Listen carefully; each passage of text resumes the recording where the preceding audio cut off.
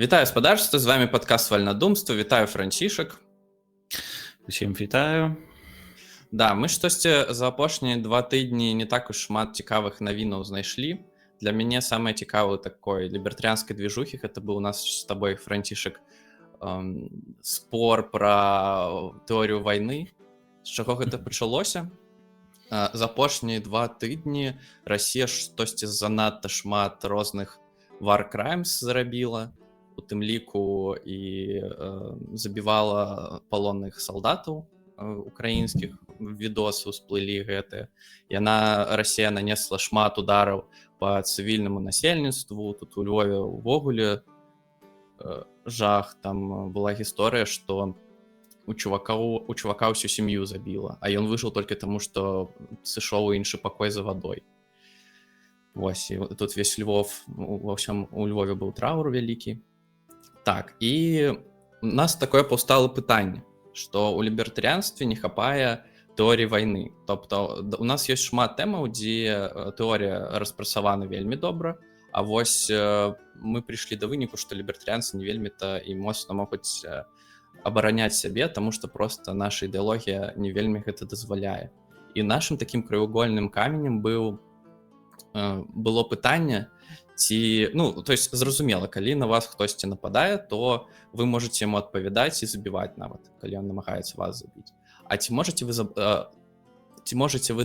забіваць тых, хто дапамагае гэтаму чалавеку, які вас забівае, тобто умоўна чалавеку, які падае снаряд. Тобто калі взяць прынцып на агрэсіі, то мне здаецца, што нельга. І тады атрымліваецца, што тобто ты можаш забіваць толькі тых, хто ў цябе ўжо страляе або ўжо гатовы страляць. Але інтуітыўна гэта выглядае дзіўна. Тобто інтуітыўна гэта не мусіць так працаваць. І калі мы кажам, што ты можаш забіваць чалавека, які падае снаряды, то атрымліваецца, ты можаш забіваць чалавека, які дапамагае таму, хто падае снаряды, і гэтым, і так далей. І мы прыйшлі да 2 супрацьлеглых тэорый. Тобто, што забіваць нікога нельга, акрамя салдат, якія страляюць, і да таго, што забіваць можна ўвогуле ўсіх. І вось там было б цікава нашы слухачы, вашу думку на гэты конт. Вот умоўна ідзе вайна там паміж краінай А і краінай Б. Як зразумець, каго можна забіваць, а каго забіваць нельга? Ну так, тому што тут калі ідзе ўжо тое, што падаваць снаряды, ён падае снаряды там і нібыта сам удзельнічае ў гэтым забойстве, тому што ён ведае, для чаго ён падае снаряды і так далей. Зноў жа пытанне, а ці тое, што ведае ён, для чаго падае снаряды, павінна мець значэнне, так? Ці ягоная свядомасць вызначае тое, ці робіць ён злачынства ці не. А калі ён не ведае, для чаго ён падае снаряды, калі ён проста там перадае і ўвогуле там не думае пра гэта, ці гэта змяняе сітуацыю? Па ідэі не павінна, бо дзеянне ёсць дзеянне, так это. І вось ён там удзельнічае ў гэтым, а потым, а той, хто робіць гэтыя снаряды, так? І таксама, можна сказаць, ці ведае ён, для чаго ён робіць гэты снаряды, ён можа зрабіць гэты снаряд там проста там і думаць, што яны там для абароны будуць ужывацца, і тэарэтычна ён не можа ведаць дакладна, што тыя снаряды, якія ён робіць, будуць ужывацца для нападзення. Але ў выпадку, напрыклад, сённяшняй Расіі, ён можа ведаць это дакладна. Ён дакладна ведае, што снаряд, які ён зробіць, адправіцца на вайну і будзе стральніна па жыхарам Украіны, альбо не па жыхарам, а па нейкай інфраструктуры. Вось, і таксама тады пытанне, ад якога моманту пачынаецца эта дапамога? Можа быць, калі ты там расійскай нафтай карыстаешся, то таксама тыя грошы, якія ты за гэта плаціш, ты ведаеш, што яны пойдуць на вайну. І тады пытанне, а ці можна ў еўрапейскіх гарадах на запраўках забіваць людзей, якія там запраўляюцца, так? Таму што яны ўжываюць таму што фактычна яны больш-менш свядома фінансуюць вайну такім чынам.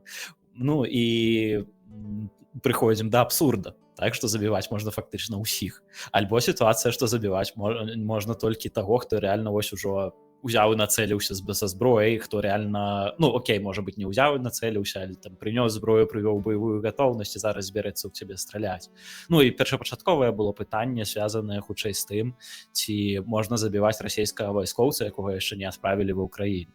Так? То бок яго не адправілі, ён там сабе там штосьці усім не удзельнічае, але ты маеш упэўненасць, што яго адправіць на эту вайну, так, і ці можаш ты яго тады забіваць. І адказу мы не маем. Адказу мы не маем, бо усе адказы, калі за імі ісці паслядоўна, прыводзяць да даволі абсурдных вынікаў. Вось, і па сутнасці тэорыю вайны, ну, калі Ротбард там пісаў пра вайну, ён вельмі павярхоўна это ўсё адзначаў. Я не ведаю, ці хто-небудзь з лібертарыянскіх філосафаў вельмі дакладна гэтую тэму разглядаў вельмі падрабязна, я не знайшоў. Ну вот я таксама спрабаваў прагугліць і штось нічога такого цікавага я не знайшоў. А гэта што азначае? Што вось у нашых слухачоў, у каго є хіст да філасофіі, то яны могуць напісаць сваю кнігу, і мы з задавальненнем пачытаем, і гэта будзе вялікі ўклад у лібертарыянства. Так, да. Таму што насправді тут жодная ідэалогія. Так, тут же нават тут не пытанне, это... Бо асноўна, калі кажуць пра абаронку, калі размаўляюць пра лібертарыянстве пра абаронку, это пытанне, а як мы без прызыва справімся там, а як мы будзем фінансаваць войска і так далей. Але у чым так насамрэч праблема? Нават калі мы ўявім сабе, што гэтыя праблемы вырашаны, што войска нармальна фінансуецца добраахвотна, што там альбо прыватныя кампаніі уключаюць это ў свой кошт, і людзі ўсё роўна імі карыстаюцца, альбо людзі скідваюцца, альбо там гэтых грошай хапае на добрую моцную кантрактную армію, якая баяздольная, альбо людзі добраахвотнікамі ідуць у выпадку пачатка вайны. Уявім сабе, што гэта ўсё вырашана, нават тады ўсё роўна эта лібертарыянская армія становіцца небаяздольнай, бо пытанне таго, а па каму можна страляць, не вырашана. Да. І насправді жодная ідэалогія яна гэта пытанне не вырашыла, таму у свеце прыдумалі ўсе гэтыя канвенцыі, там Жэнеўская, напрыклад, якія накіраваны першае на тое, каб проста зменшыць колькасць жертваў вайны. Але мы бачым, што ёсць краіны, якія кладуць просто на все гэтыя канвенцыі. Я тут кажу не толькі зразумела пра Расію, нават пра амерыканцаў можна казаць тое ж самае, які ў В'етнаме там напалмам выпалівалі вёскі. Тобто калі ў цябе ёсць ядерная зброя ў тваёй краіны, то в прынцыпе ты можаш забіць на гэты все канвенцыі. І нават краіны, якія там падпісвалі дамоўленасці тыпу Літвы, яны ў свой час падпісалі дамову, што яны не будуць выкарыстоўваць касетны боепрыпасы. Але яны яшчэ год таму выйшлі з яе, таму што яны разумеюць, што вораг патэнцыйны, яму будзе пофіг выкарыстоўваць, не выкарыстоўваць. Таму чаму мы мусім супраціўляцца з дапамогай менш эфектыўнай зброі, калі ёсць больш эфектыўнай, хаця і там забаронена фармальна. Там, конечно, складанае пытанне, і ёсць куды, і это цікава, таму што ёсць яшчэ такі вялікі пласт працы, які лібертарыянцам трэба зрабіць просто. Так, па сутнасці, як тут можна адсюль паспрабаваць выхіснуцца, это праз сусветную лібертарыянскую рэвалюцыю. Мы уже... Што калі, фактычна, табе, калі ў цябе наступіў анкап, табе арганізаваць вайну будзе вельмі складана. То бок Расія, будучы лібертарыянскай, не магла б напасці на Украіну, это было б суперскладана яе зрабіць. Вось, і калі ўявім сабе, што там увесь свет стаў бы там гэтым нейкім лібертарыянскім, то, конечно, такая праблема не існавала фактычна. Так, але зноў жа мы лібертарыянцаў часта нас упрекаюць у тым, што мы любім там усякія утопіі, як быццам уся наша ідэалогія трохі утапічная. І, дарэчы, што ты пра гэта думаеш? Ці лібертарыянства утапічна? У форме анкапу утапічна максімальна. А што ты маеш на ўвазе пад словом утапічна? Утапічна, што да гэтага нельга дайці проста ніяк. Вось проста маё меркаванне наконт гэтага ўсяго, што можна слова утапічна разглядаць у двух розных сэнсах. Так, слова утапічна, нават слова немагчыма. Просто давай не будзем казаць пра утапічна, пра немагчыма у двух розных сэнсах. Першы сэнс этого слова это немагчыма прынцыпова. Гэта ты прынцыпова не зможаш у сябе са спіны атрасціць крылы заўтра, так, і паляцець на іх. І людзі прынцыпова не могуць лётаць як птушкі на ўласных крылах. Так, гэта прынцыпова немагчыма. Окей, хтосьці можа сказаць, што зараз мы там цела памадыфікуем, і гэта прынцыпова стане магчыма. Добра, да прынцыповай немагчымасці гэта рухацца хутчэй, чым хуткасць святла. Так, вось это такія рэчы, якія прынцыпова немагчымы. Камунізм прынцыпова немагчымы. Вось, а ёсць такія рэчы, якія настолькі цяжка ажыццявіць, што можна сказаць, што это немагчыма.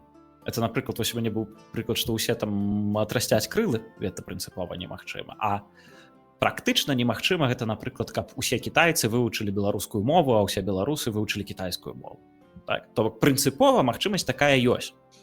Так? Ніякіх такіх тэарэтычных перашкодаў няма. Можна ўзяць, і ўсе людзі могуць вывучыць там розныя мовы. Але на практыцы это настолькі цяжка для ажыццяўлення, што можна сказаць, што это немагчыма для ажыццяўлення. Ну чуеш, тады і камунізм можна пабудаваць насправдзе. Я сабе магу уявіць камуністычную там камуну, у якой там 50 чалавек жыве, і в такім сэнсе то камунізм магчымы. Але просто каб гэта ажыццявіць трэба... Это камуна вымара. Ну, чуеш, у цябе ёсць сям'я. Ты можна сказаць, што мы жывём па камуністычным прынцыпам. Ну, у мяне насправдзе так, хутчэй. Ну, тобто у нас все агульнае. Ты працуеш на наёмнай працы. Ты не жывеш. Не, я не кажу. Я кажу, калі ўзяць сям'ю вот унутры яе, тобто калі прыбраць там зовнішні свет, то мы жывём унутры тыпу, ну, можна сказаць, што такой камуннай. У нас ну, тобто, калі ў маленькім прыбліжэнні, то яно можа і працуе. Просто для таго, каб на ўсёй планеце быў камунізм... Яно працуе з-за таго, што ў цябе ёсць некамуністычны свет вакол цябе. З-за таго, што ў цябе ёсць капіталізм. Так, менавіта так. За гэта яно працуе. Менавіта так. Капіталізм працуе. Но на нашай планеце, атрымліваецца, можна пабудаваць камунізм. Просто трэба ўсіх, акрамя маёй сям'і, вынішчыць. І, па суці, на зямле працуе камунізм. Але мы разумеем, што... Ну, мы не про то размаўляем, калі хочам пабудаваць лібертарыянства. Ну і таму прызываць да лібертарыянскай рэвалюцыі гэта таксама дзіўна, таму што каб праводзіць такую рэвалюцыю, прыйдзецца як і камуністам знішчыць даволі шмат людзей. А гэта знову неправільны падход. Я так не думаю. Якраз такі лібертарыянства ў гэтым плане можа існаваць без знішчэння людзей. Прычына, чаму камуністам трэба знішчаць людзей, таму што інакш ты не зможаш цэнтральна планаваць. Табе у тебе цэнтральны план трэба рэалізоўваць. Нет, ты пра сацыялізм кажаш. А калі казаць пра тэорыю камунізму, то там уже ніякі план не патрэбен. Людзі ўжо все роўныя, анархічны строй такі існуе. Але ўсё роўна ёсць планаванне. Па сутнасці у цябе ўсё роўна ёсць планаванне, просто яно па-іншаму ажыццяўляецца, яно не ажыццяўляецца там нейкім там вождзём ці кімсьці такім, але ўвогуле ідэя эканамічнага планавання, яна застаецца. І ідэя эканамічнага планавання, ідэя таго, што эканоміка павінна развівацца, там, эканамічная актыўнасць павінна развівацца ў нейкім там канкрэтным кірунку, яна немагчымая для рэалізацыі без ужыцця вялікай колькасці сілы, вялікай колькасці гвалту. А ідэя лібертарыянская якраз у гэтым плане якраз магчымая для рэалізацыі толькі без вялікай колькасці гвалту. Таму што вялікая колькасць гвалту якраз і больш цябе вядзе ў бок планавасці. Так? А ідэя капіталістычная, ідэя рынкавая, так, зноў жа, калі я кажу капіталістычная ідэя, я не маю на ўвазе дзяржаўны камунізм, дзяржавы капіталізм, які зараз шмат дзе рэалізаваны, я маю на ўвазе рынкавы капіталізм, то гэта якраз ідэя, што кожны плануе для сябе, ужываючы сваё цела і сваю маёмасць. І для гэтага планавання, для рэалізавання такой эканамічнай сістэмы прынцыпова табе ужыванне сілы не патрэбна. У той час, як для планавай эканомікі ты без яго не зможаш. Так, ужыванне сілы ясна, што не патрэбна, але ўсё адно тады пытанне, як пераканаць людзей, што вось гэтая сістэма, пра якую мы кажам, яна ім патрэбная, яна эфектыўная і ўсё гэта. Гэта ўжо пытанне ў тым, наколькі мы ўмеем пераконваць людзей. Па сутнасці, наколькі нашыя аргументы добрыя і наколькі добра мы ўмеем іх выражаць і даносіць да простага люду і непростага люду. Калі б ўсё гэта вырашалось толькі на дыялектычным нейкім узроўні, я думаю, што ўжо ўсе людзі былі там умоўна лібертарыянцамі, але насправдзе ёсць стейкхолдеры, напрыклад, якім просто я не разумею, што магчыма для ўсіх там капіталізм гэта было б добра, але я не разумею, што менавіта для іх там сацыялістычна строен лепшы, таму што яны атрымліваюць з яго нешта, і гэта будзе заўсёды такая барацьба, і у якой я не думаю, што ўвогуле рэальна перамагчы. Не, я думаю, что реально, я думаю, что, ну, это, как мы казали ранее, ну, либертарианство проигрывает не из-за того, что аргументы дрэнныя, а из-за того, что мы их вельмі дрэнна доносим. Из-за того, что наколькі у нас дрэнны, ну, у нас был цэлы на нейкім выпуску, мы вельмі шмат размаўлялі про праблему либертарианского популизму. У тым плане, что цяжка у нас ідэі даносяцца. Ты альбо даносіш іх вельмі складана, будуючы нейкія складаныя канструкцыі, і гэта такіх вось полуаутістаў кшталту нас толькі ім это падабаецца. Так? Альбо ты проста кідаеш рознымі вельмі радыкальнымі прыкладамі, як гэта робяць эдж-лорды з лібертарыянскай тусоўкі. Ну, гэта класічная паска 22, што людзі глядзяць на лібертарыянства, яны яго не разумеюць. А чтоб яго зразумець, трэба, ну, і думаюць, што гэта якась нейкая херня. А каб яго зразумець, трэба паглыбіцца ў лібертарыянства, але ты ж не будзеш паглыбляцца ў нейкую херню. Мне здаецца, што не трэба паглыбляцца, каб зразумець. І ёсць, напрыклад, Петя мне неяк казаў, Маркело, калі мы там імкнуліся рабіць лібертарыянскі рух Беларусі на пачатку 20-го, то ён мне казаў, што ён з лібертарыянскіх кніг прачытаў, калі я не памыляюся, ён прачытаў толькі неяк Хаека, это «Дарога да няволі». І ён кажа, кнігі чытаць, каб быць лібертарыянцам, зусім не трэба. Табе не абавязкова гэта нічога рабіць, трэба проста асэнсаваць ідэю. Вось, і это, ну, зноў жа, Петя даволі разумны чалавек сам па сабе. Можа быць, хтосьці з гледачоў скажа, што па яму не відаць, але я яго ведаю даволі добра і магу сказаць, што ён разумны чалавек. Недаўна з братам са сваім размаўляў наконт этого. Ён таксама ён вельмі не аматар чытання, што для лібертарыянцаў вялікая рэдкасць. Так? Але такія людзі ёсць, і гэта таксама радуе. Тому што большасць людзей не чытае. Калі мы хочам пашыраць ідэалогію, нам трэба пашырацца на тых, хто не чытае. І ён кажа, што для яго ідэя лібертарыянства была проста ў тым, што ён пераасэнсаваў іерархію каштоўнасцяў у сваёй галаве. І проста топавай іерархіі было, што гвалт — это дрэнна. А далей ўсё ўжо адтуль выводзіцца. Ён кажа, што і прыватная ўласнасць адтуль выводзіцца, бо прыватная ўласнасць яна прыводзіцца менавіта для вырашэння пытання безгвалтоўнага. То бок я хачу ўжыць гэты там малаток, і ты хочаш ужыць гэты малаток. Хто з нас яго ўжые? Я хачу ўжыць такім спосабам, ты такім спосабам. У планавай эканомікі, як камісар сказаў, так і ўжыецца. Так? Вось, это безгвалтоўнае вырашэнне вырашаецца ў гэта размежаванне правам уласнасці і гэтак далей. І па сутнасці вось чалавек, які не факт, што ўвогуле хоць якую-небудзь кнігу лібертарыянскую да канца прачытаў, ці ліберальную, з'яўляецца даволі паслядоўным лібертарыянцам. Так? І гэта магчыма. Это магчыма. Ну, але зноў жа, мой брат таксама даволі разумны чалавек. Ось, тут трэба яшчэ глядзець, што некаторыя людзі не будуць будаваць такія вялікія лагічныя паслядоўнасці. Ну да, вывесці прыватную ўласнасць з неагрэсіяй, так?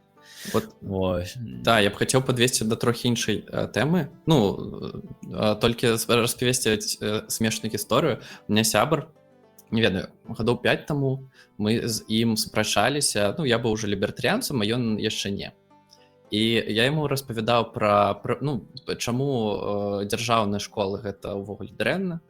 І ён такой, нет, вот я вот шмат у чым згодзін з лібертарыянства, вот пра школы я вот ось не згодзін. Трэба там, каб яны былі, ён там какие-то доводы прыводзіў. І штосьці я яму то распавядаю, ён не, все, школы, вот адзінае, што вось нельга забіраць у дзяржавы.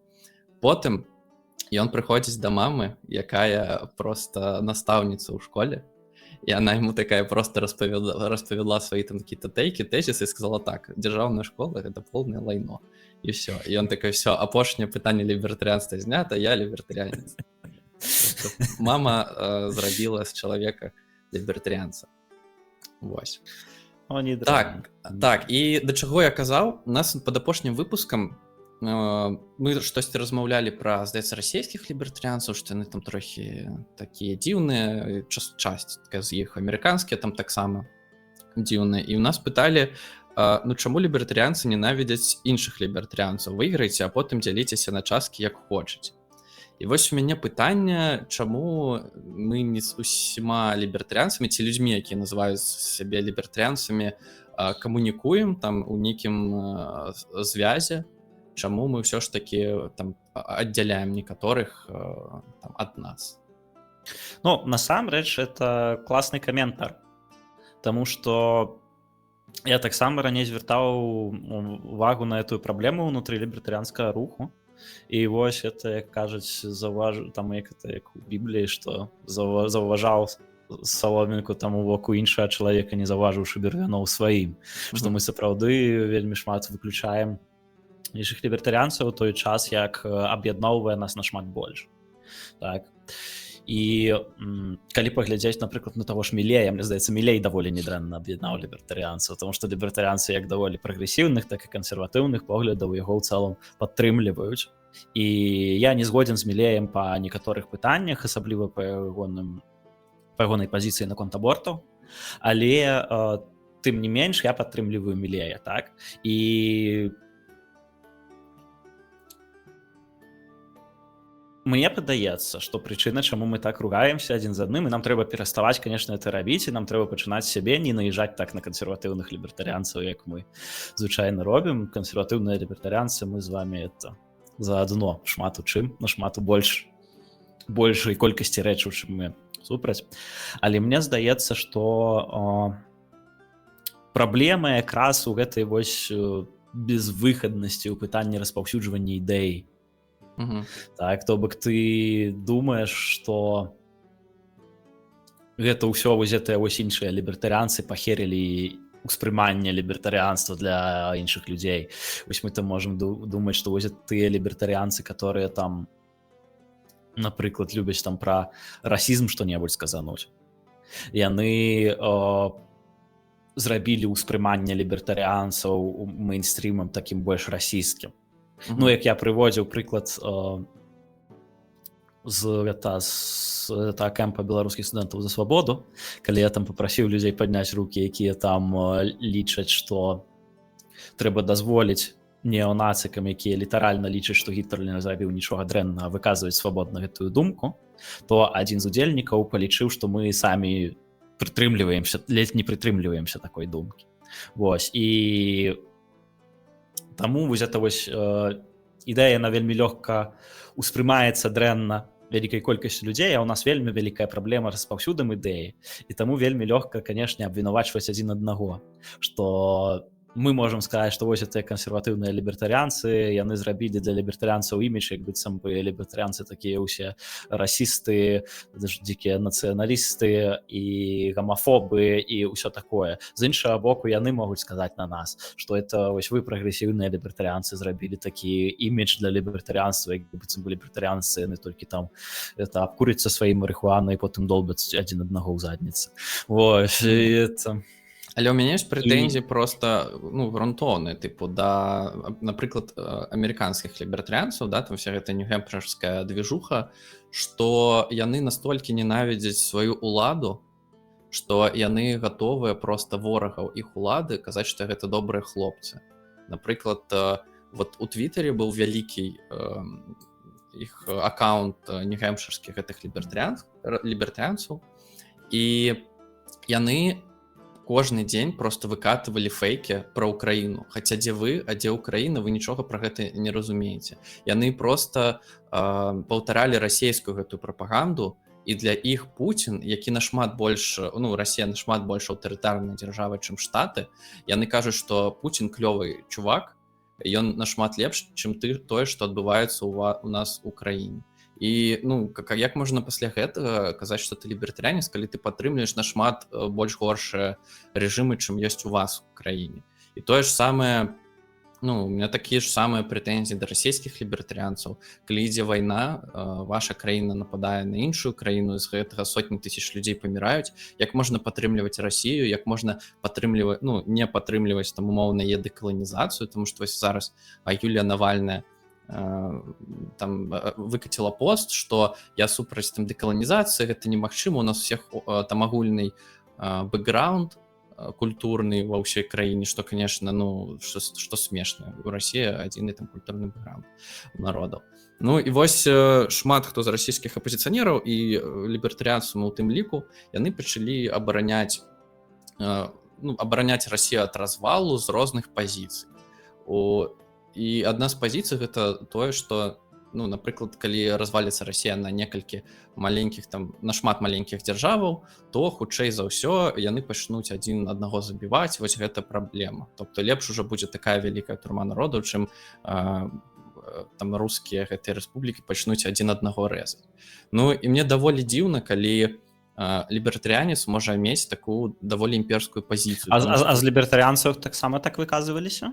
Ну, там выказвались просто каментатары, якія лічаць сябе лібертарыянцамі. Но увогуле вот такія вялікія аккаунты, там яны ўсё больш становяцца зэтнікамі, як, ну, той же Светаў, напрыклад, які ўсё больш піша там пра нашых хлопчыкаў, пра вось гэта ўсё. І, ну, вось, а яго паства, яна, ну, таксама гэты тэйкі пераймае і пачынае.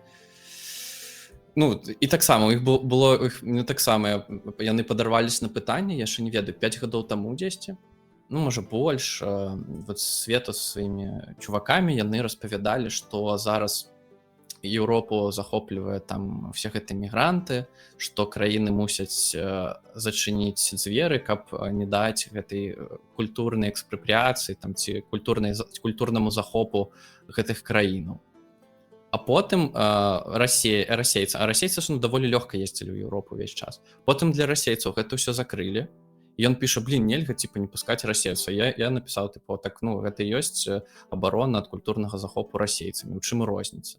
Ну вось, і, ну, мне ніхто не адпавёў на гэтае пытанне. Якая розніца, бягуць ад вайны там умоўныя расейцы ці бягуць ад вайны умоўныя там, не ведаю, лівійцы, там, хто заўгодна. Ну, тут прынцыповай розніцы няма, толькі вот ваша культура у вас там розная, але культура Расіі, культура Еўропы то таксама не вельмі тыя блізкія культуры, як мы бачым. Тобто, ну, даволі дзіўна вось гэтыя ўсе пазіцыі. Ну і ты лібертарыянскі аргумент на рознасці культуры не пабудуеш ніяк. Ну так. Типу, ну і окей, ты можаш, там, табе не падабаецца культура, ты можаш прыватна зачыніць там сваю хату ад будь-каго. Але, ну, я яшчэ для сябе не зразумеў, наколькі легітымна зачыняць дзяржаўныя межы. Ну, потому что... Ну, наконт этого вялікія спрэчкі ідуць, па сутнасці хапянцы лічаць, што трэба зачыняць. Светаў таксама заўсёды лічыў, што, ну, можна зачыняць тое, што ён, конечно, крывадушнік, калі справа датычыцца ягонага ўласнага народу, то это адна справа, але ідэя там у тым, што ў цябе нічога не прыватызавана, так, у цябе ўсё кантралюецца дзяржавай. Было б прыватызавана, мог бы зачыніць. Так. А значыць, калі яно не прыватызавана, ну, і калі б яно было прыватызавана, але ты вымушаны быў выпускаць, это было б парушэнне тваіх правоў уласнасці. Так, парушэнне правоў уласнасці людзей на этой тэрыторыі. А калі яно не прыватызавана, так, то тады атрымліваецца, як з аднаго боку, калі ты не пускаеш нікога, так, то это парушэнне правоў уласнасці тых, хто знаходзіцца ўнутры краіны, хто хоча іх прыняць. З іншага боку, калі ты пускаеш, то тэарэтычна гэта, ну, не тая ж сітуацыя, калі б это было прыватызавана. І атрымліваецца, што аргумент сводзіцца да таго, што дзяржава мае права не пускаць, таму што прыватны ўласнік меў бы такое права. Так? Ну, на мой погляд, это аргумент абсурдны. Таму што калі мы яго будзем стасаваць да іншых рэчаў, мы прыйдзем да вельмі нелібертарыянскіх практык. Напрыклад, ты можаш на сваёй тэрыторыі забараніць паліць траву, так? Это значыць, што калі б уся тэрыторыя была прыватызаваная, то тэарэтычна можна было б забараніць паліць траву. І вось мы ўжо прыходзім да апраўдання дзяржаўнай барацьбы дзяржаўнай вайны з наркотыкамі. Так? Тое ж самае можна і да апраўдання забароны забароны выказвання свайго меркавання, потому што ты на сваёй тэрыторыі можаш як бы забараніць людзям выказвацца так у сябе дома, напрыклад, і выганяць людзей, якія там будуць за Пуціна тапіць ці што-небудзь такое. Але пытанне, што рабіць з публічным выказваннем меркавання, і калі мы будзем стасаваць той жа аргумент, як наконт закрытых межаў, это значыць, што дзяржава можа абмяжоўваць тое, якія меркаванні можна выказваць публічна, якія не. Вось, калі ты не выказваеш іх там у сябе дома, напрыклад. Вось, а выходзіш на вуліцу, выказваеш. І, дарэчы, наконт менавіта выказвання, наконт дэманстрацыю там і так далей, у Ротбарда былі сумнёвы наконт этого. Так, то калі ты его там чытаеш, то ён там кажа, што калі б это былі там прыватныя вуліцы, то ўласнік там мог бы вырашыць, ці можна пускаць ці не. Але калі гэта дзяржаўныя, то як бы да, пратэстуючыя могуць перашкаджаць там іншым людзям перасоўвацца. І вось атрымліваецца у цябе зноў жа это канфлікт. Ну, зноў жа тое, што мы казалі не так даўно, што фактычна нармальнае вырашэнне ўсіх гэтых праблемаў гэта прыватызацыя татальная. Тады можна зразумець, хто мае права, а хто не мае права. Так? А пакуль яе няма, так узнікаюць такія рэчы. Але пры гэтым я ўсё ж такі лічу, што это абсалютна нашмат больш лібертарыянска дазволіць мірныя дэманстрацыі, чым іх забараняць. Так? Ну, так. І па гэтай жа прычыне дазволіць міграцыю, а не яе забараняць. Гэта нават зноў жа той жа вось ковід, лібертарыянская пазіцыя наконт ковіду антылакдаўнаўская. Так? Па сутнасці на некаторы час Беларусь, можна сказаць, стала трохі больш свабоднай, чым Еўропа ў 2020 годзе, таму што ты мог выйсці на вуліцу і цябе не затрымала паліцыя. Канешне, гэта вельмі радыкальна змянілася некалькі месяцаў пасля гэтага, але на той момант быў такі факт. І калі мы стасуем той жа аргумент, як наконт міграцыі, то тады атрымліваецца, што лібертарыянцы маглі б падтрымліваць і лакдаун. Так? Таму што прыватны ўласнік вуліцы мог бы забараніць, у яго былі б прычыны забараніць людзям выходзіць на вуліцу ў часы такой пандэміі. Ну, ведаеш, мяне злуе не тое, што людзі могуць памыляцца. Мне злуе, што яны кажуць, што нельга пускаць там мігрантаў з Афрыкі, напрыклад, там з Блізкога ўсходу, але расейцаў чамусьці Еўропа мусіць пускаць. Ну, тобто, калі вы кажаце, што Еўропа мае, там, еўрапейская краіна мае права зачыніць свае межы ад каго хоча, так чаму яна не можа ад расейцаў гэта зрабіць? Ну, конечно. Да, і вось таксама яны, расійскія лібертарыянцы, яны вельмі тапілі за тое, каб вайна просто скончылась там, тыпу там, дзе яна зараз ёсць. Тобто было перамір'е і ўсё. Ну, пазіцыя, окей, даволі лагічная. Хаця, знову ж незразумела, чаму яны это пісалі украінцам часцей за ўсё. Тобто, нібы украінцы там вырашаюць, скончыцца вайна ці не. Нібы гэта не Пуцін вырашае, тыпу, калі прыпыніць страляць. А потым прайшла гэта аперацыя ў Курскай вобласці, і што мы бачым, што яны проста затхнуліся на гэтую тэму. Яны ўжо не кажуць, давайте аддадзім Расіі, што яна захапіла, Украіне, што яна кантралюе. І гэта, даволі крывадушная, як па мне, пазіцыя.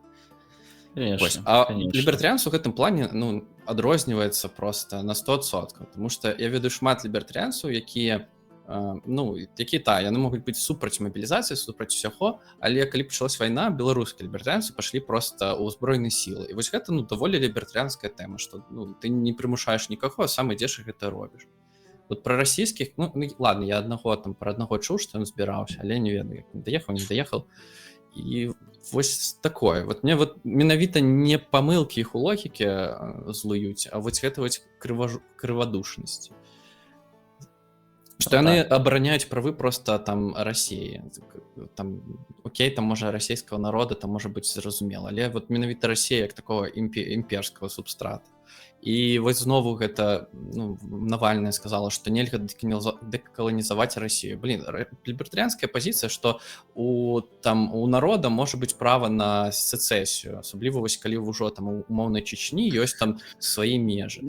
Гэта нават не тое, што лібертарыянская, это вельмі старая ліберальная пазіцыя. Так. Там в лібералізме ёсць канфлікт з правам на сецесію, там права народа на самавызначэнне і канфлікт з правам дзяржавы на існаванне і як это называецца. Напрыклад, у Мізеса было ў яго на этой кнізе лібералізм. Недаўна менавіта вось гэту частку недаўна ў яго там перачытаў.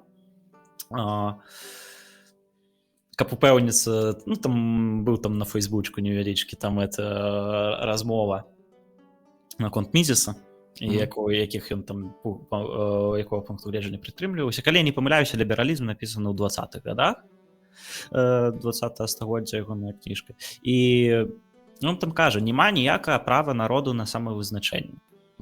Таму што, а чаму народу? Таму што, а чаму реально народу? Таму што калі мы кажам, што кожны народ павінен там мець сваю там нейкую, павінен мець права мець сваю дзяржаву, то менавіта гэтым і карыстаюцца, напрыклад, італьянскі карысталіся, ну на той момант Мізіс пісаў карыстаюцца італьянскія фашысты, калі яны хочуць далучыць да сябе італьянскую частку Швейцарыі. Так, таму што яны кажуць, што это той же народ, а і не гледзячы на тое, што у швейцарцаў няма ніякае жадання аддзяляцца ад Швейцарыі, калі это італамоўныя швейцарцы. Не, ну чуеш, у народа ж ёсць права на самавызначэнне, калі ў іх няма сваёй дзяржавы. У італьянцаў ёсць свая дзяржава. І таму... Ну і ідэя была у тым, што прывязка да ідэі народа не ліберальная. Ліберальная была прывязка да якой заўгодна групы людзей. Ці яны аб'яднаныя народам, ці не аб'яднаныя народам. Калі гэта проста група людзей, якая хочуць выйсці з дзяржавы, то адзіны спосаб без вайны гэта пытанне вырашыць, гэта дазволіць групам людзей, якія хочуць выйсці і выйсці. І Мізіс яшчэ дапісаў анкапскую такую думку, это што увогуле гэта права на самавызначэнне ідэальна трэба было б распаўсюдзіць да ўзроўня асобнага індывіда. Але гэта немагчыма выключна з-за тэхнічных перашкодаў. Так пісаў Мізіс. Ведаеш, праблема нават не ў тэхнічных перашкодах, праблема ў тым, што вось калі разглядаць, як Мізіс кажа, то ёсць вялікая небяспека, што, ну вось, напрыклад, там калі ёсць там нейкія анклавы ў розных краінах, там, напрыклад, в Украіне жывёт, там ёсць частка там на Донбасе расійскамоўных, яны там лічаць сябе украінцамі, не украінцамі, але калі, напрыклад, гэтыя межы кожны раз мяняць па праву на самавызначэнне, так, тобто там вымерла село, а яно стало там расійскамоўным, значыць это адходзіць да Расіі, напрыклад, то дзяржавы такія, напрыклад, як Расія, могуць заходзіць, рабіць геноцид, і все, ну атрымліваецца, там уже больш няма украінамоўных, напрыклад, і все, вы прыядноўваеце сваю землю да сваёй імперыі. І яны ж насправді так і рабілі. Ну, тобто і расійскія імперыя, і Савецкі Саюз, яны праводзілі там лакальныя геноциды, яны вывозілі людзей, і все казалі, все, тут жывуць большасць рускамоўных, все, значыць, гэта там частка нашых тэрыторый. І вось гэта все, яно і зрабіла так шмат вот гэтых всех нацыянальных канфліктаў на гэтай земле. Тобто, як з чеченцамі таксама. Тобто яны вывезлі там палову чеченцаў, там большасць стала, напрыклад, рускамоўных, ці іх стала просто вялікая колькасць. Ну, типа, ці можна лічыць, што гэта ўжо стала часткай Расіі? Ну, я не ведаю. Ёсць людзі, якія кажуць, што гэта ўжо гісторыя, так ужо здарылася, нельга нічога змяняць. Ну, і ты думаеш, ну так, лагічна, тады гэтыя войны все будуць бясконцыя. Але потым Расія знову пачынае вайну, і праз колькі вось гэта ўсё стане гісторыяй. Тобто праз 10 гадоў это стане гісторыяй ці не? І вось, як па мне, я думаю, Крым расійскім застанецца. Ну, я не ведаю, якім ён застанецца. У нас ёсць, я думаю, што ўжо сфармавалася міжнароднае права, якое плюс-мінус там працавала. І у вас ёсць міжнароднае прызнанне, у вас ёсць дамова паміж Украінай і Расіяй, там 2001 годзе яна была, што у нас ёсць межы. То давайте уже, давайте па ім жыць. Ну, хоць нейкія правілы, яны, часцей за ўсё гэта лепш, чым увогуле няма ніякіх правілаў. А вось калі дзяржава парушае адна вось хаця б гэтыя правілы, то ўжо у нас здараюцца войны. Я думаю, што весь свет мусіць ціснуць. Тэорыя сецэсіі таксама не надта распрацаваная. Так, таму што як ты адрозніш сецэсію ад захопу? Ну, я падтрымліваю сецэсію, калі вось у вас кампактна жыве нейкі народ, у якога няма сваёй дзяржавы, які вызначае сябе там як народ, то у іх ёсць права на сецэсію. А чаму, калі няма сваёй дзяржавы? Ну, таму што ім ёсць куды уехаць, калі што. Ну, але это трэба, каб ім адмовіцца прадаць сваю маёмасць там і ўсё такое. Ну Это, так. Ну, это калі для даволі вас гэта праблемна. калі для вас маёмасць гэта такая вялікая праблема, каб не ехаць там на радзіму, то ну то вам то яна не так уж і патрэбна гэта. Не, ну радзіма. чаму? Гэта таксама это як бы малая радзіма для іх, это таксама для іх радзіма. Ось, тут усё таксама не так проста, тут таксама трэба наконт это яшчэ шмат думаць. Окей, давай, можа, перейдзем да навінаў. То мы ўжо весь выпуск прагаворым. Так, да, у нас шмат навінаў в такой інтэрнэт-сферы. Першае гэта тое, што затрымалі Паўла Дурова, стваральніка Телеграма. І вот што ты можаш пра гэта сказаць, таму што яго адпусцілі там пакуль ідзе расследаванне. Наколькі я разумею, пад залог. Да, наколькі я разумею, то яму прад'явілі, што ў Телеграме недастаткова мадэрацыі. І ну ён тыпу неяк парушае законы Францыі, таму што у Францыі няма такога як у США, што ну тыпу пляцоўка яна не нясе адпавядальнасці за тых, хто ёй карыстаецца, штосьці посціць. У Францыі не. Тобто калі на тваёй пляцоўкі штосьці прадаюць там наркотыкі, то ты нясеш за гэта адпавядальнасць. Ну, гэта насамрэч жэсць. Это вельмі жорстка, што так затрымалі Дурова, што яму прад'явілі абвінавачванне. Прычым я ўпэўнены, што калі б Дурова затрымала там Расія нейкім чынам, так, то усе б там усе там беларускія там апазіцыянеры таксама паўсю об этом трубілі. Так, это было вельмі шмат абвінавачвання. А калі это робіць Францыя, то як бы ніякага выхлопу. Ведаеш, што я зразумеў? Ці быў хоць адзін мітынг каля французскага пасольства ў падтрымку Дурова? Ну, расейцы штосьці там эти самалёткі кідалі, там лібертарыянцы, дарэчы, там. Ну, не ведаю, я бы і нікуды не пайшоў. Ну, там, ну, типа, я супраць таго, што там яго затрымалі, але у мяне зараз просто праблемы вакол больш высокага ўзроўня, і я разумею людзей, якія зараз просто такі, затрымалі і затрымалі. Таму што ў іх там свае праблемы просто больше. Дураў, што ён заплаціць там мільёны долараў. Не, ну яго там зняволення яму пагражае. Я думаю, дамовяцца там. Не, ну гэта просто вельмі, это не пытанне такого гуманізму і спачування да Дурава. Да Дурава можна як да чалавека ставіцца па-рознаму. Это пытанне вельмі жорсткага прэцэдэнта у нібыта свабоднай краіне, дзе чалавека затрымліваюць. Вось ведаеш, час ад часу людзі там раней нейкі час назад было такое, што людзі там спрачаліся, што ты там карыстаешся там рознымі гэтымі соцсеткамі, але по факту ты не можаш быць упэўнены, што это ніхто не прачытае, так? І гэта было як бы як абвінавачванне ў бок гэтых платформаў, так, што гэтыя платформы несумленныя, іх ніхто не прачытае.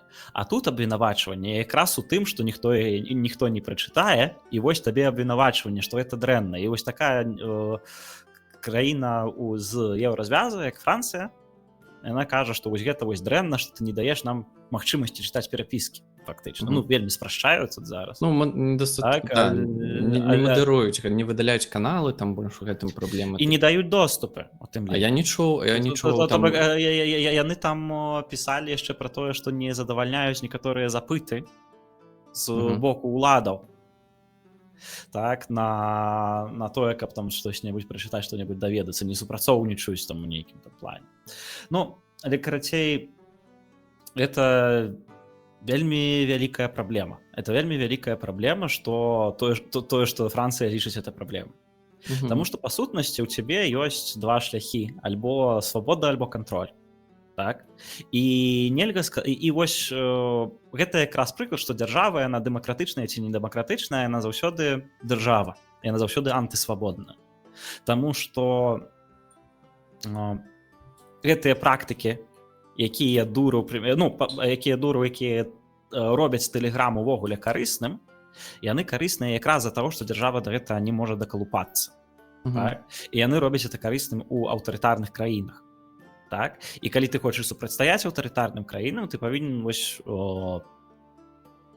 дзейнічаць, клапаціцца так пра сваю бяспеку. Але калі ты так жа клапоцішся пра сваю бяспеку у не аўтарытарных краінах, то гэтым краінам это ўсё так жа не падабаецца. Так?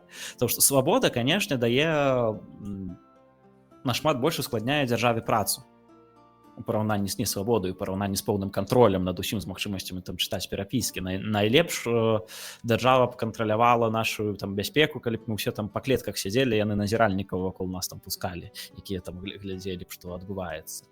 Але это пытанне індывідуальнай свабоды альбо дзяржавы.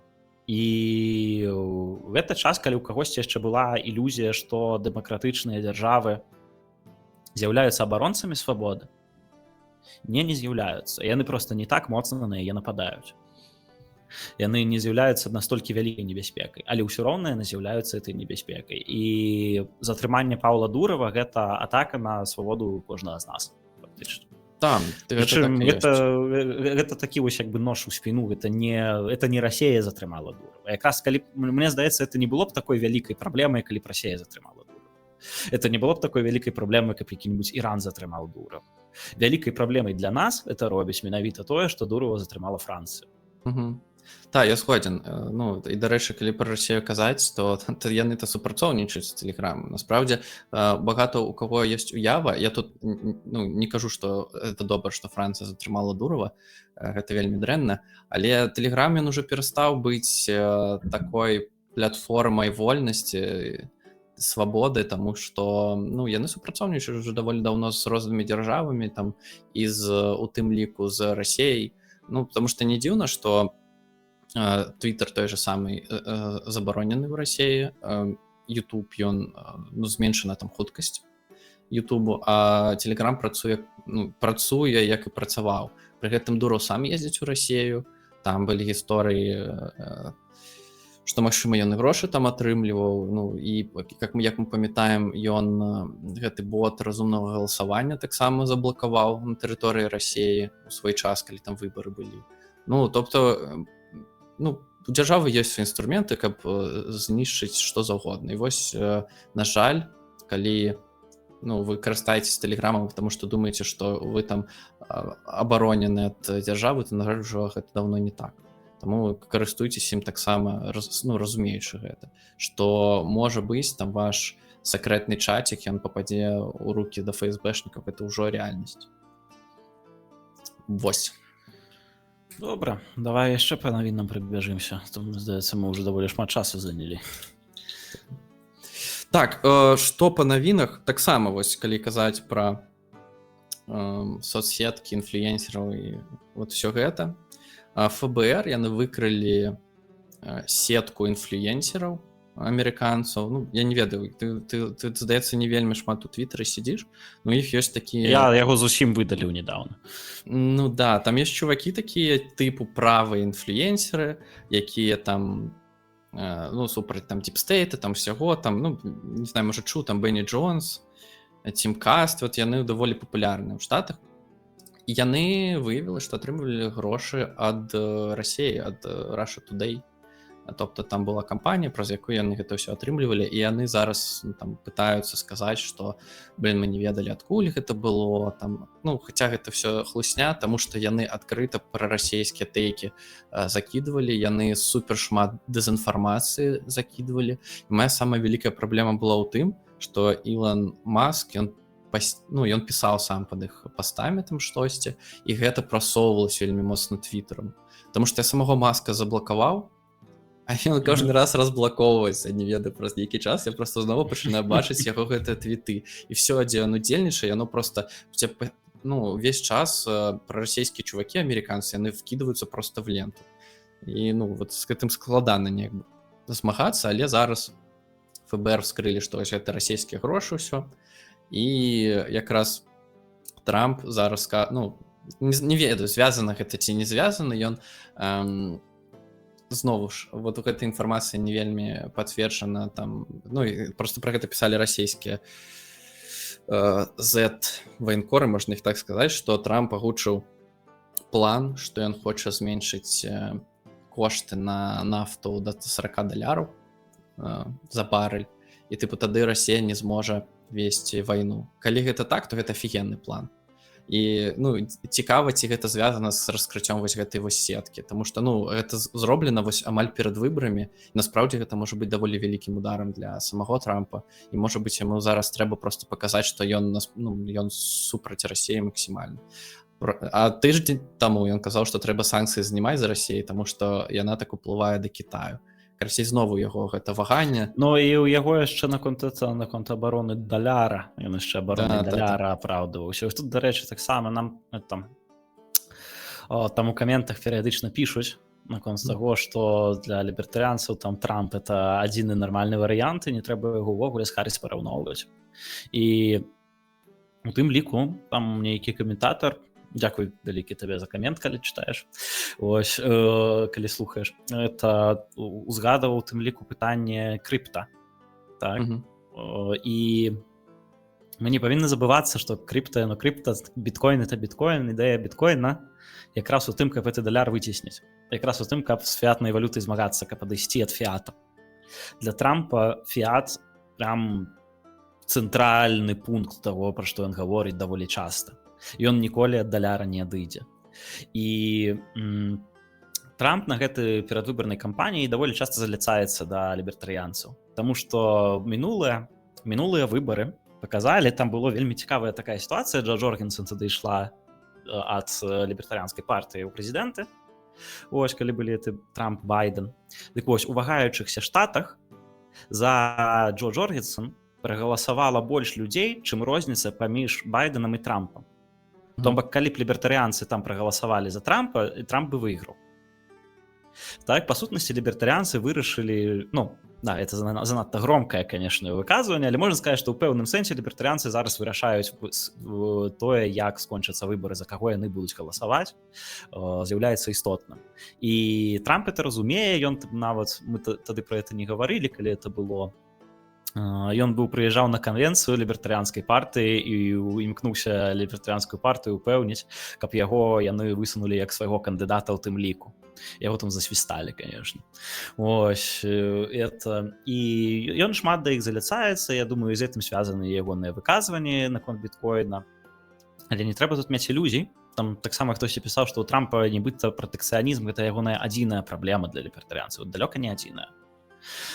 Хаця не трэба змяншаць праблематычнасць пратэкцыянізму. Пратэкцыянізм это вельмі вялікая праблема, гэта праблема як і для амерыканскай эканомікі будзе, так это праблема будзе і для Еўропы, і для нас. Это і па нам ударыць, калі Амерыка стане нашмат больш пратэкцыяністкай у эканоміцы. Вось, але акрамя пратэкцыянізму з такіх тыпова лібертарыянскіх тэмаў, это, напрыклад, пытанне вайны з наркотыкамі, калі мы кажам пра ўнутраную палітыку. Так? Калі Камала Харріс выказвалася наконт вайны з наркотыкамі, хаця, канешне, у яе ў розныя часы былі розныя меркаванні, і цяжка сказаць, што будзе ў гэтым плане, калі Камала выйграе, але она казала пра гэта як пра памылку, як пра вайну амерыканскага ўрада супраць свайго народу, з чым вайна з наркотыкамі па факце і з'яўляецца. У той час, як Трамп казаў, што для некаторых наркатрафікаў трэба ўводзіць смяротнае пакаранне.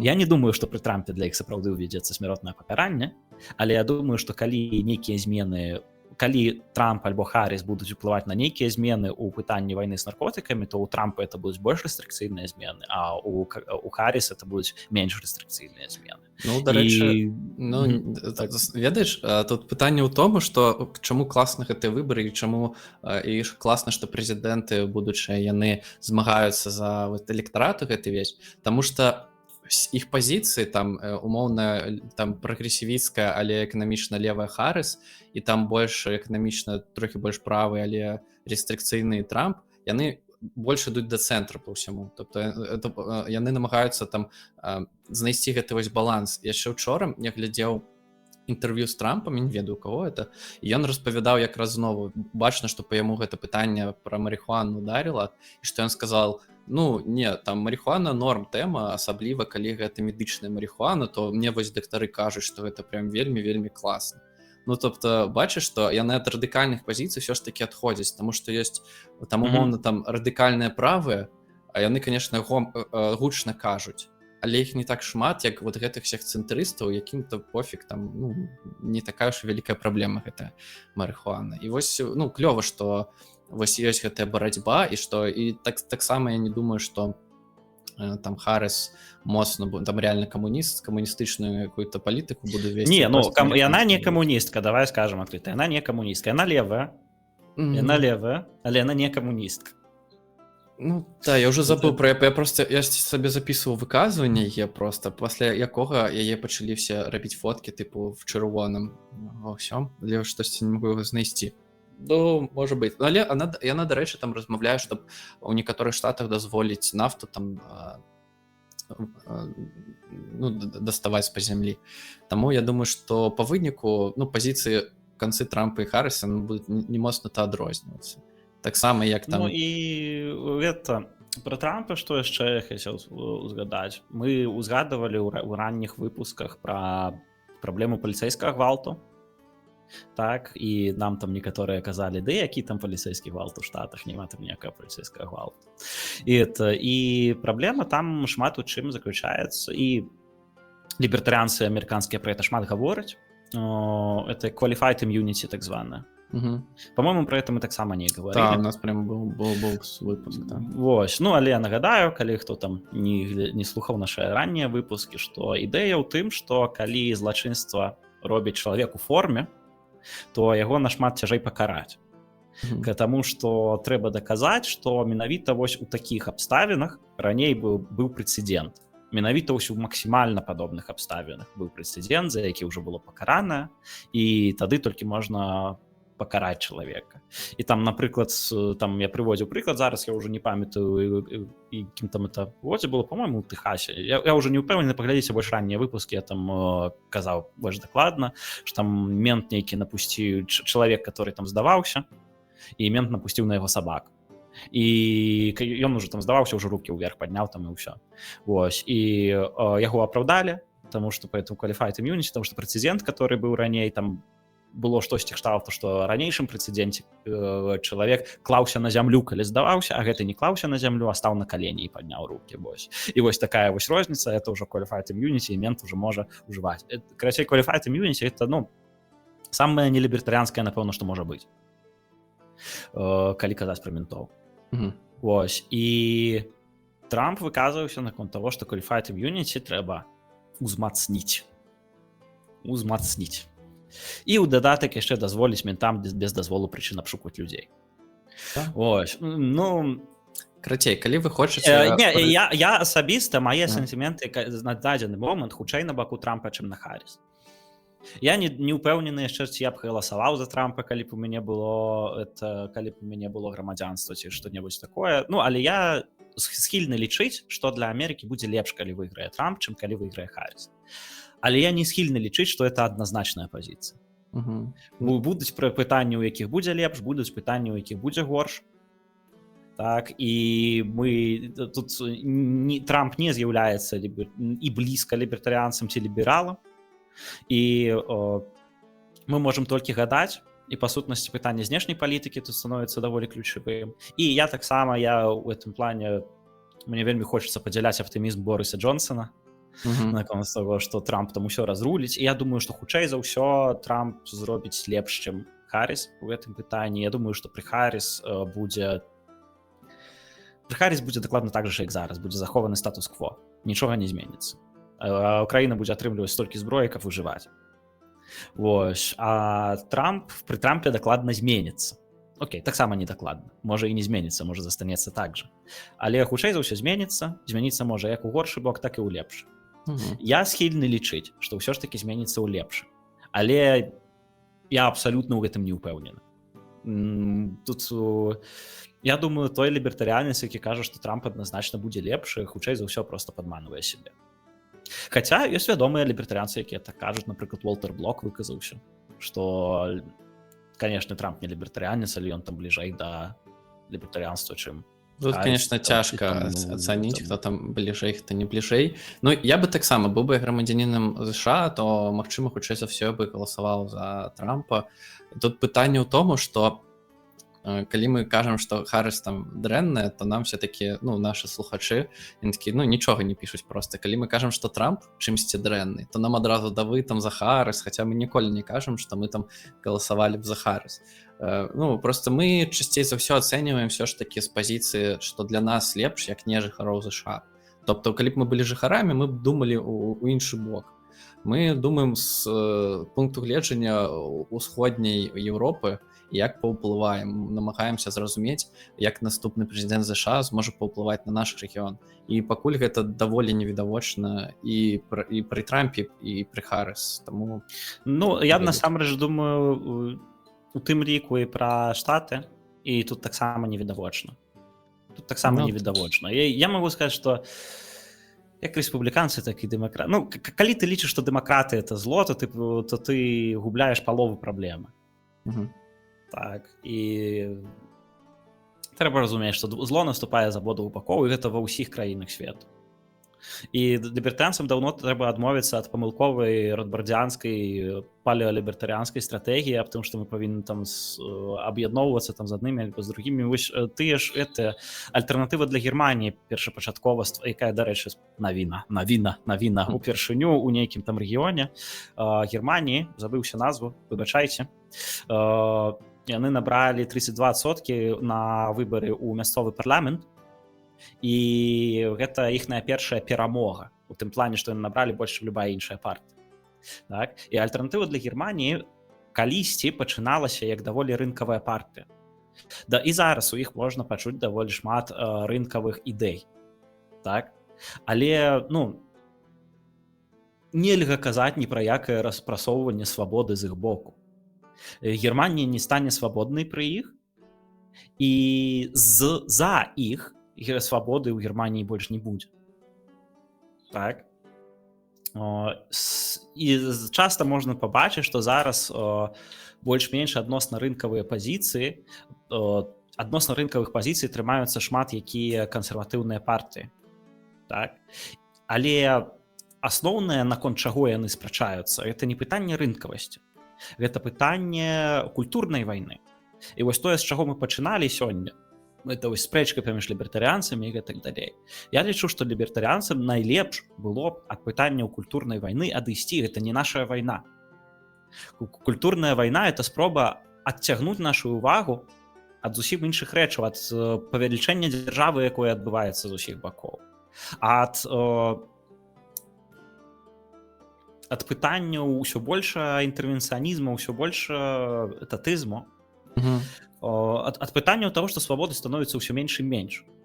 Каб мы думалі толькі пра тое, а як мы там ці геям дазволім жаніцца, ці там што-небудзь такое, што таксама, канешне, на мой погляд, пытанне істотнае. Але давайце мы культурную вайну не будзем ставіць у галаву угла, а будзем ставіць у галаву угла свабоду і індывідуалізм. І гэта не атрымаецца зрабіць з хаўрусамі ні з тым, ні з тымі. Нам трэба сябе праяўляць як асобную сілу. Я згоден. Мне самому даволі цяжка разумець лібертарыянцаў, якія так робяць. Мне, дарэчы, па гэтай тэме цікавая гісторыя. Была такая, ну, па ўсяму свету, там, у першую чаргу ў Штатах, тэма, што ствараліся асацыяцыі, якія правяралі гульні, ці дастаткова яны ліберальны ў амерыканскім плане, ну, чтоб там дастаткова было неграў, дастаткова была там геяў і ўсяго гэтага. Ну і гэта геймерская камьюніці, яна даволі так скептычна да гэтага ўсяго ставілася, таму што пачыналі піхаць там, як яны кажуць, куды трэба, каго не трэба.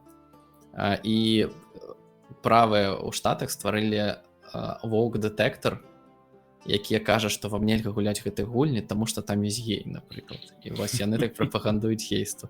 Я думаю, блин, не тыя, ну і тое, гэта тупасць. І тут трэба, ну, калі там фільм ці гульня добрая, там наяўнасць, адсутнасць у іх геяў, яно ніяк не, ну, гэты фільм не зменіць. Мне здаецца, трэба, вось у фільмах трэба глядзець, каб фільм падабаўся, не каб там, каб гэта становілася часткай гэтай культурнай вайны. Ну так, і фішка ў тым, што гэта вось пазіцыя такога здаровага сэнсу, яна зараз не занятая. Таму што з аднаго боку ў цябе тапленне за гэты воўк, так, даходзячы да абсурду. З іншага боку, таксама даходзячы да абсурду таплення за кансерватызм. Так тут... Так, апазіцыю такого вось цэнтра ў гэтым плане. І гэта тая пазіцыя, якую, на мой погляд, павінны займаць лібертарыянцы. Просто цэнтр лічаць ворагам і тыя па выніку. А мы з'яўляемся ворагамі і тым, і тым. Там можа у гэтым і сэнс. Но это все адно дзіўна, калі ты кажаш, што там падтрымліваеш адніх, ну, калі трэба падтрымаць, то все, для іншых ты вораг становішся. І так па ўсіх пытаннях лібертарыянскіх, таму я думаю, гэта адна з прычын, чаму нам даволі цяжка даносіць сваю пазіцыю, таму што калі мы кажам, што там, напрыклад, наркотыкі, ну, ты не можаш забараніць людзям выкарыстоўваць наркатычныя там сродкі нейкія, это не азначае, што мы кажам, што вам трэба гэта рабіць, што вам не трэба калоцца, ну, увогуле не пра тое.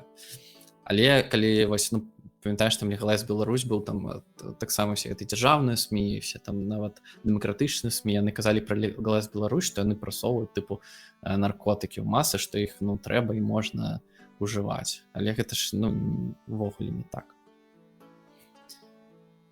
Так і ёсць. Нам яшчэ вельмі шмат трэба працаваць на тое, каб свет стаў больш свабодны. Да, і каб свае думкі больш нейтральна неяк прасоўваць. Насамрэч, мне здаецца, вельмі шмат працы трэба нават, каб не тое, каб свет стаў больш свабодны, каб свет не стаў менш свабодны. Ну, таксама. Таксама ёсць. Так, ну, з тэмы у нас больш такіх цікавых, мне здаецца, нет. Ёсць толькі, што Эрдаган хоча стварыць ісламскі альянс супраць Ізраіля, што, як па мне, даволі дзіўна, таму што Турцыя гэта ўсё ж такі саюзнік ЗША, і Ізраіль гэта саюзнік ЗША, а Турцыя ў НАТО зараз. І, ну, то есть адна краіна саюзнік ЗША хочуць там ваяваць супраць іншай краіны саюзніка ЗША. Гэта... Блізкі ўсход гэта заўсёды некая дзіўная каша, хто там за каго. І я калісьці спрабаваў намаляваць, тыпу, графіку, хто супраць каго, і, карацей... Не, ну, па сутнасці, усе там супраць Ізраіля. Ну, хтосьці больш, хтосьці менш. Напрыклад, Егіпет не супраць, здаецца, Ізраіля. Там, напрыклад, там... Ну, карацей, тыя, хто саюзнікі ЗША, яны, ну, не тое, каб супраць Ізраіля. Мне здаецца, можа быць уже нават і за, таму што калі не будзе Ізраіля, і гэтыя ўсе краіны будуць ваяваць адзін з іншым. Ну так, ну спадзяюся, да такога не дойдзе. Яшчэ з абсурдных навін на гэты Мадура пераносіць каляды. Таму што там, ну, там у сітуацыя ўсё яшчэ нестабільная ў Венесуэле, хаця падобна на тое, што Мадура застанецца ва ўладзе. Ось, не падобна на тое, што пратэсты там неяк перамогуць, але Мадура вырашыў, каб адцягнуць у людзей увагу, каб даць ім ачушчэнне празніка. Это перанесці каляды на мой дзень народзіну, на 4 кастрычніка. Тады ў іх пачнецца каляднае святкаванне. Якая розніца, калі там Хрыстос нарадзіўся, так? Не, ну, па факце ніхто не ведае, калі ён там нарадзіўся. Так, это... І... Ці нарадзіўся ўвогуле? Так. І там пераносіць ён гэтыя каляды сваім там указам, і гэта, дарэчы, не першы раз, калі ён так робіць. І ён так рабіў ужо раней, каб адцягнуць там увагу ад розных там кавідовых смерчаў і ўсяго такога. Ён там пераносіў і на кастрычніка, пераносіў на лістапад. Ну, але фішка ў тым, што это не зусім так, што ён трэба каляды пераносіць. То бок каляды застаюцца у той жа дзень, 25 снежня. Просто калядны перыяд пачынаецца раней. У іх пачнуцца раней святкаванні, у іх пачнуцца раней нейкія там бонусы, якія яны атрымліваюць калядныя і ўсё такое. Вось. Цікава. Але гучыць это абсурдна просто максімальна. Больш абсурдна гучыць, што настолькі бедная краіна, калі ў яе самыя вялікія запасы нафты ў свеце. Вось гэта для мяне гучыць больш абсурдна, таму што нават там арабы, якія ўсё ж такі даволі дзікія для нас, у іх там культура, незразумелыя, можна так сказаць, то яны ўсё адно змаглі там стаць супербагатымі, там какие-то дзіўныя праекты робяць. А Венесуэла, якія па суці былыя еўрапейцы, хрысціяне, што яны так прасралі. Ну, таму што арабы не імкнуліся там сацыялізм будаваць. Ну, там, здаецца, шмат у якіх краінах. То менавіта там, дзе дабываюць нафту? Ну, Так. можа быць так. У тых, дзе імкнуліся, то тыя і ў задніцы. Так, я думаю, што ўсё. У тебя ёсць пытанні там навіны? Мне здаецца, мы ўжо ўсё Не, ну навіны яшчэ ёсць, але там нічога такога надта істотнага няма, і я думаю, што час ужо нам развітвацца. Так, таму калі вам было цікава, паставьце абавязкова лайк, абавязкова напішыце каментар ваш, калі у вас ёсць ідэі пра тэорыю вайны, то таксама нам будзе цікава пачытаць. Абавязкова яшчэ пабачымся, да пабачення. Всім пакуль.